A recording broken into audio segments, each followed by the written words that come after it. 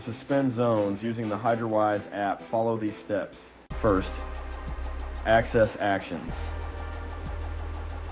Open the Hydrawise app and select actions at the bottom of the home screen. Next, select Suspend Zones. Choose Suspend Zones from the pop-up menu. Finally, choose Zones.